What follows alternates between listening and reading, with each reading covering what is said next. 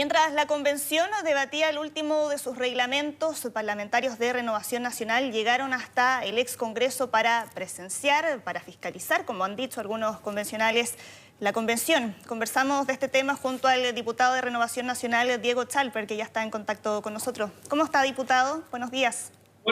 Hola Soledad, buenos días. Diputado, ¿cómo se toman las reacciones que hubo después de esta visita a la convención? Porque revisando Twitter, dentro de los convencionales hasta Tere Marinovich salió a ironizar. Mire, no, yo lo primero, decirle que esto no es algo que surja de la nada, sino que surge de muchas personas, muchos ciudadanos de Rancagua, de Requino, de Rengo, de mi distrito, que me preguntan, diputado, pero ¿cómo va a ser posible que los convencionales se suban las asignaciones casi al doble? ¿Cómo va a ser posible que se suban los honorarios a los asesores? Que básicamente hay un debate que uno dice bastante limitado, que no hay acceso a la prensa en los pasillos del Congreso. O sea, ¿cómo puede ser que haya tal nivel de, digámoslo así, distorsión en cómo debiese llevarte un proceso como este y nadie haga nada, nadie fiscalice, nadie levante la voz? Entonces, yo la verdad que ante ese escenario, y después de la gota que colmó el vaso, que es el tema de los plebiscitos dirimentes, tomé la decisión junto al diputado Pardo de ir a fiscalizar, porque yo quiero decirle a usted lo siguiente, la reacción es muy esperable porque hay algunos que están convencidos, y me lo decían ahí mismo incluso, que ellos no tienen fiscalización alguna, es decir, que ellos forman parte de una especie de cocina muy cerrada, donde nadie puede intervenir, donde nadie los puede fiscalizar, donde la prensa tiene que pedir permiso para entrar. Entonces, perdóneme que le diga, un mínimo de consideración democrática, de transparencia, de probidad, exige que ellos sean fiscalizables. Porque aquí lo que está en juego es si la Constitución que se va a aprobar va a ser una casa para todos o más bien va a ser un nuevo traje a la medida para algunos. Porque lo que ellos criticaban es que la Constitución del 80 era un traje a la medida de algunos. Y mire las paradojas de la vida. Los mismos que criticaban eso ahora están armando un traje a la medida de una mayoría circunstancial. Entonces, yo al menos en mi función fiscalizadora, Soledad, no voy a claudicar y vamos a seguir fiscalizando porque los chilenos tienen derecho a saber qué se hace con esas plata, cómo se llevan adelante las discusiones y, en definitiva, qué es lo que está haciendo la Convención Constituyente, que tiene que rendir cuentas como cualquier organismo público del país. Diputado, pero usted se atribuye una función fiscalizadora cuando aquí lo que dice la Constitución es claro, que es que la Cámara solo puede fiscalizar los actos del gobierno. La Constitución no es parte del gobierno y aquí estamos hablando de un organismo autónomo. Sí, mire, yo le agradezco la pregunta porque esa sería una interpretación muy restringida. A ver, nosotros los parlamentarios oficiamos a superintendencia, oficiamos a municipios, oficiamos a incluso organismos como la Contraloría, porque al final del día lo que se entiende si uno interpreta la Constitución de manera sistemática, es decir, como un cuerpo jurídico organizado, y además hay otra manera de interpretar la Soledad que es súper importante, que es la interpretación finalista o teleológica, o sea, ¿cuál es el sentido de las normas? Es que nosotros los parlamentarios seamos el brazo dentro del aparato estatal político que fiscaliza el resto de los poderes del Estado, porque aquí lo que está en juego al final son cómo hacemos frenos y contrapesos. Ahora, si eso no fuera suficiente, permítame decirle que nosotros los parlamentarios vamos a tener que fallar la ley de presupuesto en un par de semanas más. Entonces, no solo tengo el derecho, sino que tengo el deber de ir a fiscalizar en qué se están gastando las plata, porque es lo mínimo que me van a pedir los vecinos acá en Rancagua al momento de votar la ley de presupuesto. Y una cosa más, acuérdese usted que la Convención Constitucional no surge de la nada, surge de un acuerdo político que después es refrendado en una reforma constitucional y además responde a un mecanismo que fue aprobado por un plebiscito. Entonces, nosotros como Congreso hemos de alguna otra forma delegado poder en esta Convención Constitucional. Entonces, no es que se manden solo, y la verdad es que la reforma pone ciertos márgenes. Y yo creo que, y ahí le hago el llamado también a las mesas del Senado y de la Cámara, tenemos el derecho y el deber de exigir que cumplan las reglas. Esto no es una cocina chica que se manda sola y que en definitiva no tiene reglas. Eso no es lo que Chile aprobó. No se aprobaron plebiscitos dirimentes, no se aprobaron los reglamentos en los términos que aquí se están planteando. Entonces, yo creo que mi deber y mi responsabilidad es fiscalizar. Sí, pero diputado, ahí ya salieron dentro de su mismo sector a quitarle el piso, el convencional Cristian Monkeberg, y el mismo vicepresidente de la Cámara de Diputados, Francisco Undurraga, dijo que usted no tenía atribuciones para eso y que incluso si es que se llegara a presentar alguna petición, incluso lo podrían pasar a la Comisión de Ética. Mire, yo no tengo problema porque ahí lo que hay es una mirada, incluso hay gente de mi sector absolutamente anticuada, de cómo se interpreta la Constitución. Yo estoy dispuesto a tener ese debate jurídico porque yo me debo, antes que algunos colegas, me debo a una ciudadanía que exige respuesta, que se pregunta por qué un constituyente que ayer me criticó, un señor de apellido Volante, una cosa así, pide 3 notebooks para su uso y nadie fiscaliza esas plata.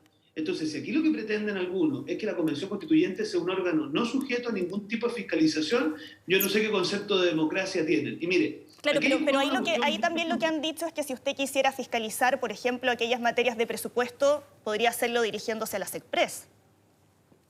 Es que no necesariamente, porque yo por lo menos creo que acá, como la Convención Constitucional está en esta sintonía de que ellos son un poder originario, que funcionan a su pinta, ellos se permiten hacer un reglamento y una indicación que se duplica el gasto. Eso es algo que nosotros en el Congreso no podríamos hacer con justa razón. Entonces, yo pienso, de hecho, permítame decirle que le he planteado ya a la gente de la Subcomisión de Hacienda que va a ver la partida del SECPRES, que cite a la señora Loncón y le pregunte por qué está pidiendo duplicar el gasto. Entonces, nosotros como parlamentarios, Soledad, nos debemos a gente que nos hace preguntas, que nos pregunta por qué, en definitiva, no puede acceder la prensa, por qué se duplican las asignaciones. Entonces, yo en eso no me voy a perder. Y mire, que usted me diga que Cristian Monque no está de acuerdo conmigo. Mire, todos conocemos que Cristian nunca ha sido muy asiduo a tener polémicas complejas. Bueno, yo no rehuyo los temas difíciles porque mi convicción es que acá nuestra tarea es supervigilar una convención que no puede terminar con una constitución que termina siendo aprobada por el margen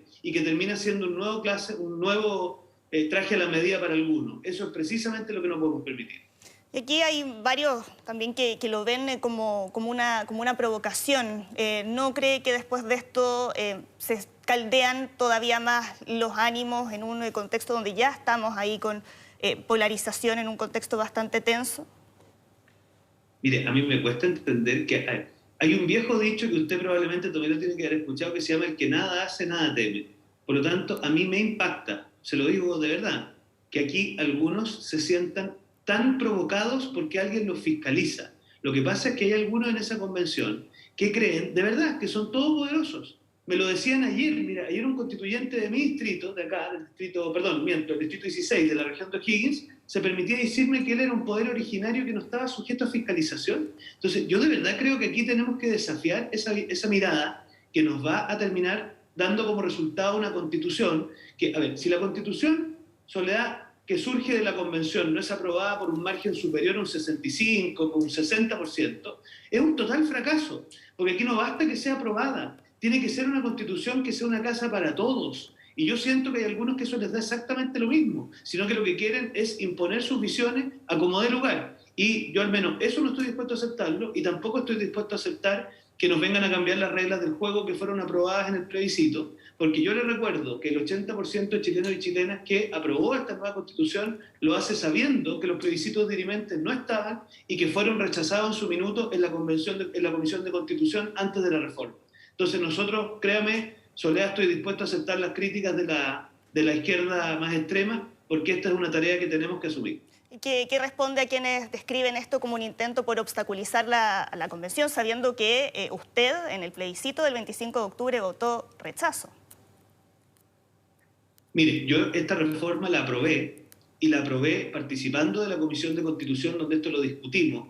Esto los plebiscitos dirimentes lo trataron de levantar en la comisión, lo rechazamos explícitamente, y por lo tanto yo lo veo al revés. Yo veo que hay un sector de la izquierda extrema que pretende básicamente tironear el proceso de manera absolutamente arbitraria y discrecional. Lo que nosotros queremos es que este proceso dé como resultado una constitución que sea una casa para todos.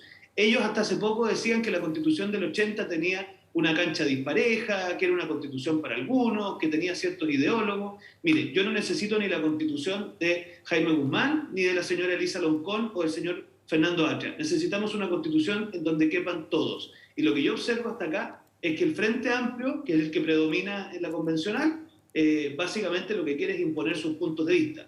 Y permítame hacer un comentario político. A mí me da la sensación que si los ciudadanos miran con atención la Convención Constitucional y quiénes son los que la mandan, porque la mandan el Frente Amplio y el Partido Comunista, se pueden dar cuenta que esto es casi una sinopsis de cómo podría ser un eventual gobierno de Gabriel Boric. Y no rescata nada positivo, diputado. Ayer ya, después de 3 meses, se anunció la creación de un reglamento. Si vemos lo que ha pasado en otros países, han tardado mucho más tiempo en poder llegar a un acuerdo de esa envergadura. ¿Qué es lo que rescata, más allá de todas estas críticas? ¿Rescata algo?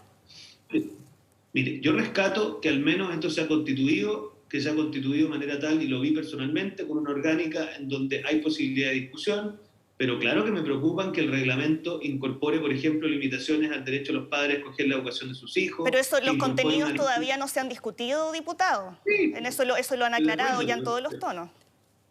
Está bien, pero déjeme decirle que eso que lo pongan en el reglamento no lo hacen por un afán filantrópico, sino que lo hacen porque quieren empezar a instalar cuáles van a ser los énfasis predominantes dentro de la convención. Entonces, cuando nos ponen una tesis del negacionismo, que en definitiva cercena cualquier posibilidad de discrepancia en temas relevantes. A ver, y yo le digo una cosa, que hayan habilitado una carpa afuera de los salones y que la prensa no pueda circular por los pasillos para básicamente evaluar y ponderar lo que ahí se va discutiendo, porque usted sabrá muy bien que en cualquier parlamento del mundo hay una discusión que se da en el plenario, pero otra discusión se da en los pasillos, y que la prensa pueda observar esa discusión es lo que hace diferencia un congreso o una convención de una cocina. Entonces, para mí, que no pueda ingresar la prensa a los pasillos a escrutar a lo que se está pasando, me parece una cosa que francamente es indescriptiblemente inaceptable.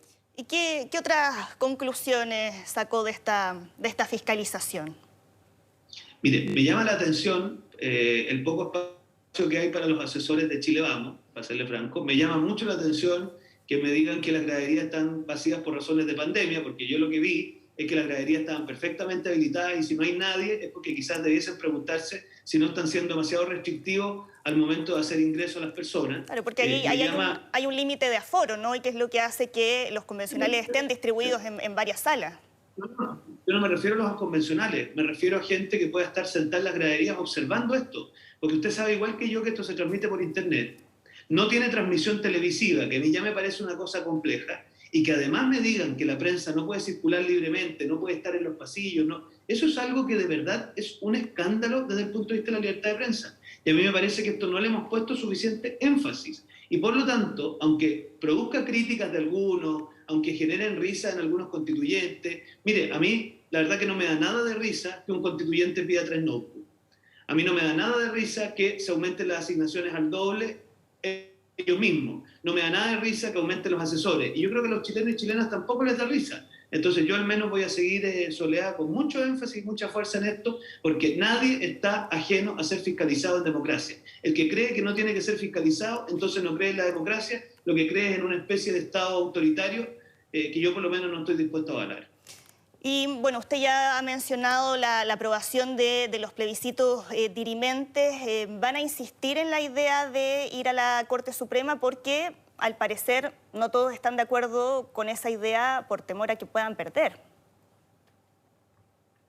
Mire, yo la verdad que eso se lo dejo a los convencionales porque no es tarea mía, pero en lo que respecta a nosotros, yo hoy día voy a hacer 2 acciones más. Hoy día vamos a enviar un requerimiento al Consejo para la Transparencia, haciéndole varias consultas respecto a cuáles son los estándares de transparencia a los cuales está sujeto la Convención Constitucional y qué opinión tiene el Consejo al respecto. Y luego voy a pedir que se cite a la señora Elisa Loncón para que asista a la subcomisión de presupuesto que ve el tema del presupuesto relativo a la Convención, de manera tal de que rindan cuenta. Porque, a ver, yo de verdad encuentro increíble que algunos se sientan provocados porque pedimos transparencia. Esto debiese ser al revés. Para que este proceso sea exitoso, Soledad, debiésemos tener altísimos estándares de transparencia, altísimos estándares de libertad de prensa. O sea, aquí deberíamos estar todos clamando en esta dirección. Y creo que hay varios que están siendo cómplices pasivos de un nivel de falta de abertura en las discusiones que no es aceptable a una convención constitucional. Pero si se le pasa aquí frente a este tema la pelota al Congreso, ¿cree que el Congreso le va a dar viabilidad a los plebiscitos? Mire, lo que hemos conversado es lo siguiente. Esto ya fue discutido cuando se aprobó la reforma constitucional que da origen a esta convención. Eso ya fue rechazado y por lo tanto hay una máxima en donde no se puede volver a discutir aquello que ya fue rechazado. Yo entiendo que al igual que con los presos de la revuelta y otros temas más, este es un punto político que quieren hacer. Pero no se los podemos dejar pasar, porque aquí lo que hay detrás es que algunos de verdad no respetan el origen de esta convención, que el origen fue un acuerdo político y una reforma constitucional en el Congreso, y pretenden ser una especie de órgano originario no sujeto a ningún tipo de fiscalización. Eso no se lo vamos a aceptar y lo vamos a desafiar, porque aquí están operando sobre la lógica de los hechos consumados. Se van consumando hechos y como nadie reclama, vamos avanzando. Y yo al menos en esta pasada no estoy dispuesto a aceptar, y hay varios colegas que quizás le tienen un poquito más de miedo a la jauría de las redes sociales, que a veces actúa contra aquellos que queremos ir en contra de lo políticamente correcto, pero ya varios me han manifestado que me van a acompañar en futuras fiscalizaciones, porque la verdad es que esto es parte del éxito del proceso constitucional. ¿Y no cree que pueda terminar escalando un choque entre ambos poderes? O sea, a mí me llama mucho la atención, y se lo voy a decir cuando tenga la oportunidad a las mesas de la Cámara y del Senado. Nosotros somos el poder originario de la Convención. Nosotros, con la reforma constitucional, empoderamos a un grupo de personas, elegidas a través de un mecanismo que usted conoce, a dictar una nueva constitución. Por lo tanto, si estas personas se salen del marco establecido por la reforma constitucional, yo lo que esperaría es que seamos nosotros los que les llamemos inmediatamente la atención y los recordemos que esto es un proceso reglado, no un proceso a la pinta de ellos. Pero ahí en este proceso reglado, le insisto, la Cámara no puede fiscalizar los actos de la Convención. Y es lo que han planteado desde la misma vicepresidencia de la... Sí, ahí perdimos el contacto con el diputado Diego Chalper, que comentaba esta polémica que ha surgido después de esta visita que él realizó a la Convención Constitucional, una fiscalización, como él lo llama, y que despertó las críticas de varios convencionales que han dicho que es una labor que no le compete, y los mismos convencionales de su partido político de Renovación Nacional, como es el caso de Cristian Monkeberg, dijo que eso no correspondía, que la Cámara de Diputados se arrogara ahí la facultad de fiscalizar el actuar de la Convención. Lo mismo el mismo vicepresidente de la Cámara de Diputados, Francisco Undurraga, que señaló que el parlamentario no tenía atribuciones para eso. Vamos a retomar el contacto con Diego Chalper mientras seguimos repasando parte de esta polémica, porque ahí uno de los puntos que él hacía mención respecto a esta visita, él decía que vio asientos vacíos, aunque ahí lo cierto es que hay un límite de aforo. El límite de aforo dentro de la convención es de 80 personas, y es por eso que los convencionales están distribuidos en más salas, y es que se distribuyen en grupos. Otro de los aspectos que conversábamos tiene relación con la aprobación de los plebiscitos dirimentes en aquellas materias para las cuales no se haya alcanzado el quórum de 2/3, que es otro de los temas candentes que han marcado la polémica en la convención durante esta semana, entre aquellos que dicen que la aprobación de esos plebiscitos dirimentes contraviene lo que se aprobó en el plebiscito del 25 de octubre y lo que se había acordado después de firmar el Acuerdo por la Paz del 15 de noviembre, donde ahí establecía que efectivamente se necesitaba poder llegar a un acuerdo de 2/3 para poder aprobar las distintas materias de discusión. Entiendo que ya tenemos al diputado Chalper de vuelta con nosotros en contacto. Diputado, ¿me escucha ahora sí? Oiga, perdón, tuvimos un impasse tecnológico, pero vuelvo con usted. Me estaba preguntando y le insisto, ahí me quedé. Sí, no, que aquí en lo que dicen las reglas, que era lo que usted había dicho, es que la Cámara de Diputados no tiene la facultad para fiscalizar a la Convención. Es que, bueno, ahí quizás tenemos una diferencia usted y yo, pero la verdad es que una interpretación estricta, que yo creo que no es propio de lo que hemos hecho toda la vida, que es fiscalizar a organismos que no dicen relación con el artículo 52 en sentido estricto, sino que el sentido de esa norma es que la Cámara de Diputados, a diferencia del Senado, es una Cámara fiscalizadora. Y yo creo que aplicando el artículo que dice relación con la ley de presupuesto, creo que es el 64, y el artículo que dice relación con el empoderamiento que hacemos como Cámara de Diputados, como parte del Congreso, de la Convención, una interpretación sistemática y finalista, básica, o sea, esto no es una cosa muy elaborada, obviamente nos autoriza a fiscalizar en aquello que dice relación al presupuesto, artículo 64, si mal no recuerdo, y en lo que dice relación al origen de la reforma. Claro, eso es lo que le podría decir. El artículo 136, aprobado por el Congreso, dice: ninguna autoridad ni tribunal podrán conocer acciones, reclamos o recursos vinculados con las tareas que la Constitución le asigna a la Convención fuera de lo establecido en ese artículo. Es exactamente lo mismo que se dice respecto de cualquier acción judicial que solo la conoce el Poder Judicial. Eso no hace más que repetir el principio que se llama el principio de supremacía jurisdiccional, jurisdiccional, en virtud del cual las acciones, reclamos u otras de ese tipo las conoce obviamente la Corte Suprema, pero eso no tiene absolutamente nada que ver con la facultad fiscalizadora que podemos tener nosotros en aquellas cuestiones que nos importan. ¿Que cuáles son? Les reitero, primero, el respeto a los límites establecidos por la Constitución, que aquí hemos hablado de los límites formales, pero no le quepa duda que también vamos a levantar la voz si el día de mañana se saltan los requisitos de fondo que existen, que son que se tienen que respetar las sentencias judiciales, se tiene que respetar el carácter democrático, se tiene que respetar los tratados internacionales. O sea, ahí también nosotros tenemos algo que decir, porque nosotros lo que hicimos fue, mire, esta reforma crea esta convención, pero la crea con estos límites formales, 2/3, y con estos límites de fondo, cuatro limitaciones que usted también las va a encontrar. Y cuando la convención se la salta, obviamente nosotros vamos a levantar la voz. En eso no le quepa duda, Soledad. Diputado, yendo también a otros temas, a la carrera presidencial, ¿usted cómo ve el alza que ha tenido la candidatura de José Antonio Kast, que ya lo sitúa en varias encuestas en el segundo lugar y estaría pasando ahí una segunda vuelta con Gabriel Boric?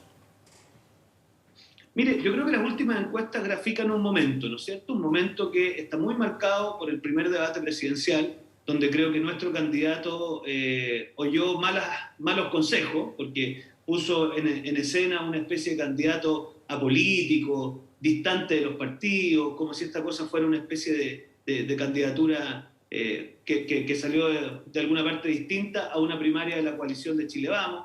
Entonces, yo creo que eso grafica ese momento, ¿no? Donde José Antonio Kast, hay que reconocer que tuvo un buen desempeño en ese debate, y Sebastián Sichel me parece a mí que hizo una puesta en escena que no se condice ni con lo que él cree, ni con lo que las cosas son, que es que él, siendo un candidato independiente, trabaja en coordinación con los partidos. Entonces yo creo, y esta es mi apuesta, que aquí quedan 3 hitos, Soledad, muy relevantes. El primero es el debate del lunes, donde estoy seguro que Sebastián Sichel va a ser lo que es un hombre con un contenido político fuerte, que cree en coaliciones, que defiende su independencia, pero entiende que trabaja en un conglomerado. Segundo hito importante, la franja, donde yo creo que también va a haber un importante influjo en esa dirección.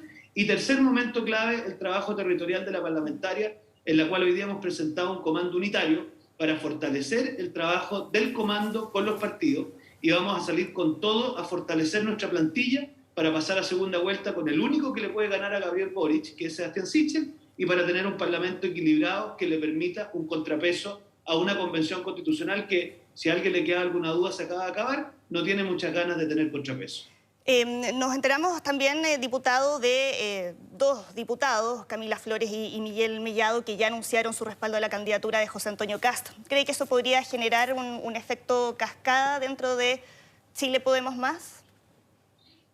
Mire, la verdad que yo no he podido hablar con ellos personalmente. La verdad que la manera en cómo lo han planteado es una cosa un poquito, por decirlo así, circular, donde dicen que ellos van a votar por un candidato que tenga ciertas ideas. Entonces, yo en esto, como secretario general, tengo la misma máxima desde que empecé. Yo me entiendo con personas directamente. Entonces, espero en algún minuto de la mañana poder llamarlo. Voy a hacerles ver que nosotros como partido y ellos como candidatos tienen un compromiso con una candidatura presidencial, y obviamente intentaré hacerles ver que obviamente no existe posibilidad de salirse de ahí. Yo con Miguel Mellado y con Camila Flores tengo un gran respeto y aprecio, y estoy seguro que van a entender que ser parte de un proyecto colectivo supone muchos derechos, pero también ciertos compromisos. Bien, pues, diputado Diego Chalper, muchas gracias por haber conversado con nosotros aquí en Mega Noticias. Que esté muy bien. Chao, Soledad, que te vaya bien. Chao. Buen viernes.